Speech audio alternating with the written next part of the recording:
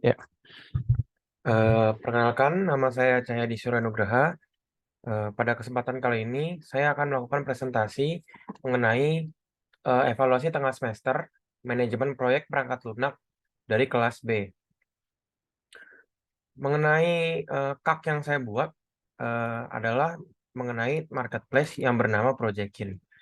Jadi Projectkin itu dibuat karena Indonesia merupakan negara dengan penduduk terbanyak keempat di dunia setelah Tiongkok, yaitu India dan Amerika Serikat. Jumlah penduduk Indonesia sendiri pada tahun 2019 berjumlah kurang lebih 270 juta jiwa, yang akan terus meningkat dari tahun ke tahun dan memungkinkan lahirnya SDM yang berkualitas untuk menjadi bagian dari perkembangan. Nah, dari hipotesis yang ada di sini, maka akan menjadi harapan yang sangat baik untuk Indonesia berada sejajar dengan negara dengan tingkat ekonomi yang kuat di dunia. Tetapi, apabila dilakukan analisis lebih lanjut, kondisi ekonomi Indonesia masih belum bisa dibandingkan dengan negara-negara seperti China dan Amerika Serikat, terutama pada kondisi pandemi COVID-19 yang melemahkan banyak negara, salah satunya Indonesia. Bahkan di Indonesia dalam setahun terakhir sejak 2020, itu pengangguran bertambah sebanyak 60.000 orang. Banyaknya pengangguran saat ini tidak hanya disebabkan oleh kurangnya skill penduduk usia produktif, tetapi juga disebabkan oleh faktor lainnya, yaitu sulitnya mempertemukan pihak pencari jasa atau produk dengan pihak penyedianya, karena kendala informasi, waktu, dan jarak geografis. Dengan adanya kondisi tersebut, yang dapat dilihat sebagai kelemahan pada perkembangan ekonomi Indonesia, tidak dapat dijadikan alasan untuk membiarkan ekonomi Indonesia pada kondisi yang stagnan. Dengan adanya kemajuan teknologi dan informasi yang saat ini sedang tumbuh secara signifikan, dapat dijadikan titik balik bagi usaha memajukan ekonomi Indonesia. Nah, oleh karena itu, dengan melakukan kolaborasi antara perkembangan teknologi dan informasi dengan banyaknya SDM Indonesia, kami menawarkan sebuah marketplace berbasis teknologi yang diberi nama Projectkin sebagai solusi bagi masyarakat penyedia barang berbasis industri kreatif, juga masyarakat penyedia jasa. Nah, proyek ini akan menghimpun pemasaran yang efektif dan efisien untuk memperluaskan entah itu barang maupun jasa karya masyarakat lokal asli Indonesia. Dengan adanya media ini, diharapkan akan menjadikan usaha penyedia barang dan jasa masyarakat lokal sebagai salah satu penyumbang terbesar devisa negara. Aplikasi yang akan dibuat adalah marketplace dengan nama Projectkin. Nama dari aplikasi yang kami buat dirancang agar dimudah diingat oleh masyarakat. Marketplace yang akan dibuat marketplace yang akan dibuat dialokasikan untuk pemberdayaan usaha masyarakat lokal, baik usaha manufaktur maupun jasa. Hal ini disebabkan usaha masyarakat yang bergerak sebagai penyedia barang dan utamanya bergerak di industri kreatif akan kalah saing dengan barang-barang yang diproduksi dari luar negeri apabila dipasarkan pada marketplace yang sama.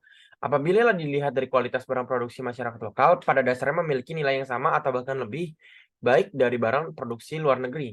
Oleh karena itu, kami akan menjadikan Projectkin sebagai wadah bagi penyedia barang yang diproduksi masyarakat lokal dimulai dari perabotan rumah tangga hingga aksesoris bernilai sama eh, di mata masyarakat.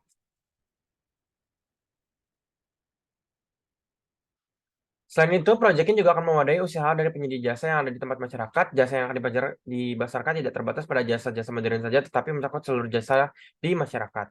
Nah, ini adalah fitur aplikasi yang akan dibuat nanti, yaitu pertama adalah custom price rules, di mana fitur pertama nanti akan membuat produk itu harga produknya bisa dinamis berdasarkan beberapa kondisi seperti waktu atau perang pengguna, terus harga khusus untuk beberapa produk, multiple discount types. Jadi nanti saat membeli produk itu nanti bisa banyak diskon yang diterapkan. Terus menerapkan diskon berdasarkan jumlah produk pada keranjang. Jadi ada misalkan diskonnya itu ada kategori di mana dia meminta minimal 3 pembelajaran produk atau minimal 2 produk baru bisa menggunakan diskon tersebut. Tetapkan diskon secara dinamis berdasarkan kondisi keranjang seperti jumlah harga atau jumlah barang. Seperti yang kayak tadi, cuma bedanya adalah di sini patokannya adalah harga ataupun jumlah barang. Lalu yang terakhir adalah tetapkan pilihan pengiriman dinamis berdasarkan beberapa kondisi keranjang. Lalu untuk fitur yang kedua adalah abandon order management, di mana kita bisa melakukan pendaftaran semua email pesanan yang terabaikan dengan ambang waktu yang diberikan. Terus bebas juga mengatur ambang waktu untuk metode pembayaran seperti BACS dan non-BACS. Terus mengirim email secara otomatis kepada pengguna yang terabaikan. Terus opsi untuk mengembalikan pesanan yang terabaikan dengan mengirimkan tautan kepada pengguna. Terus ini laporan total pesanan, konten email dan pemberitaan yang bisa diedit. Nah, ini bisa dibilang beberapa fitur dari yang akan disediakan oleh aplikasi Project-in nanti. Nah, lalu kita akan masuk ke bagian aktivitas project. Jadi aktivitas project yang ada di sini adalah sebagai berikut. Jadi kita akan melakukan perumusan batasan sistem. Jadi kita akan melakukan sistem penggalian data gitu atau pencarian data atau menetapkan gitu sistem apa yang akan digunakan oleh marketplace ini. Lalu kita akan melis gitu kebutuhan-kebutuhan yang dibutuhkan gitu. Terus kita juga melihat algoritma bisnis atau proses bisnis dari marketplace yang akan dibuat nantinya. Lalu kita akan melakukan analisis, yaitu analisis kebutuhan fitur-fitur sistem, analisis kebutuhan pengguna, lalu kita akan membuat dokumen SKPL untuk diberikan kepada bagian developer nantinya.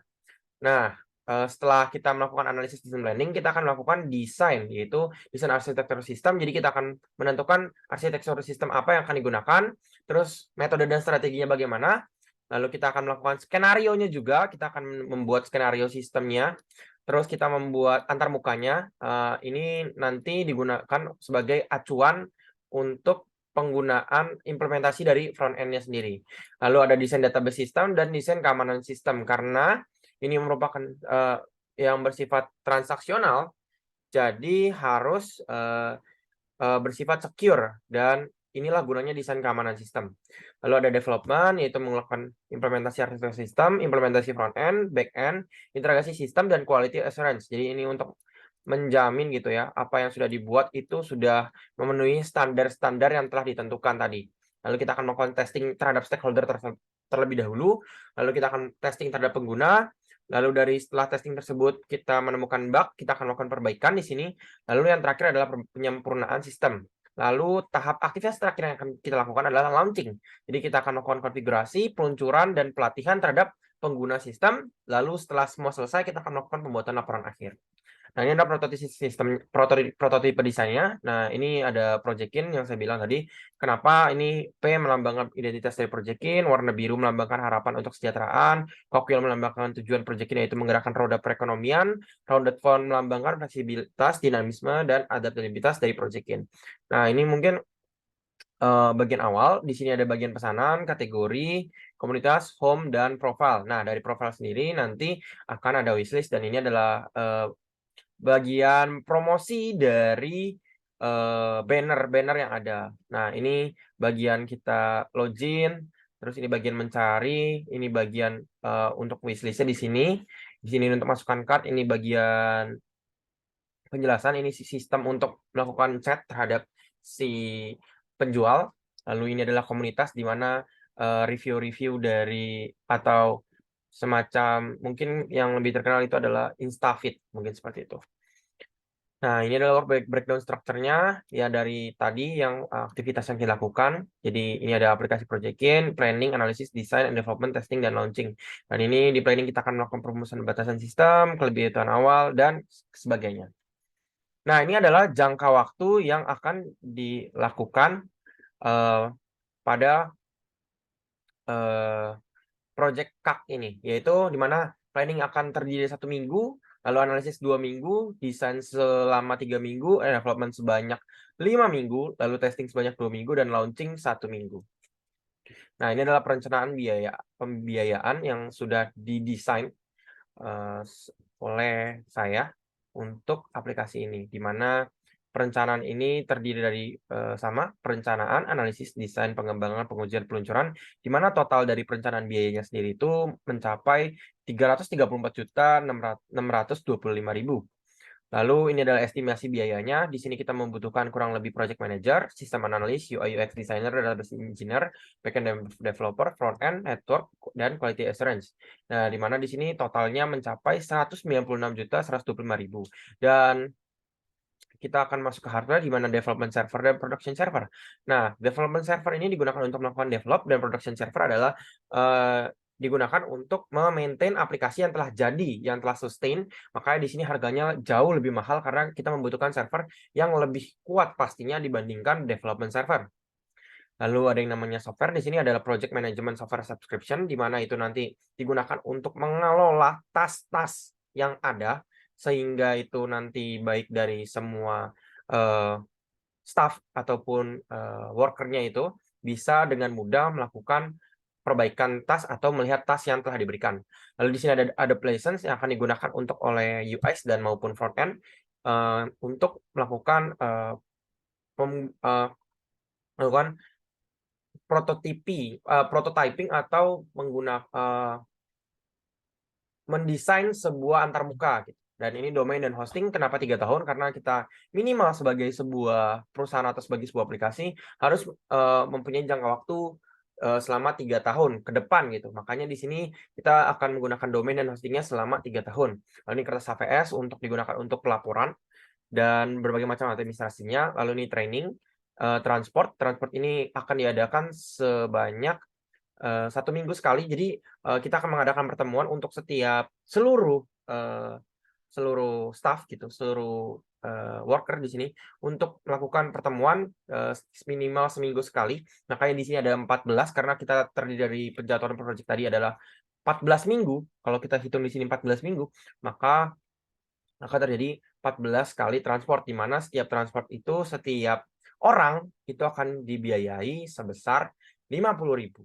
Mungkin seperti itu, lalu konsumsi rapat sama setiap pertemuan akan ada konsumsi dan internet tentunya.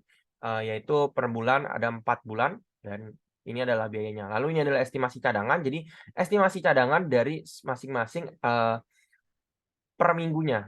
Mungkin bisa saya jelaskan lanjutnya. Oke.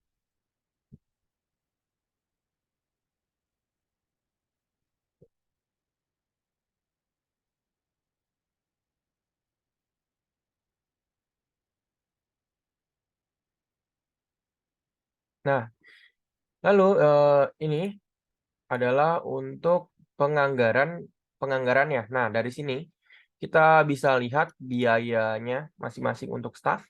Lalu untuk development server ini hanya sekali beli. Terus ini karena kan lifetime ya. Lalu ini bayar per bulan. Ini juga bukan sekali beli. Ini kan jangka waktunya 3 tahun ya. Sedangkan kan ini penganggaran untuk selama 4 bulan. Lalu ini sekali beli juga, training itu nanti di bagian akhir.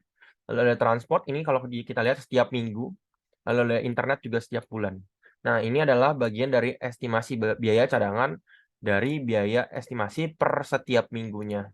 Di sini kita bisa lihat totalnya ada 55 juta dan total estimasi biaya atau penganggaran yang kita realisasikan sebesar 334.667.400.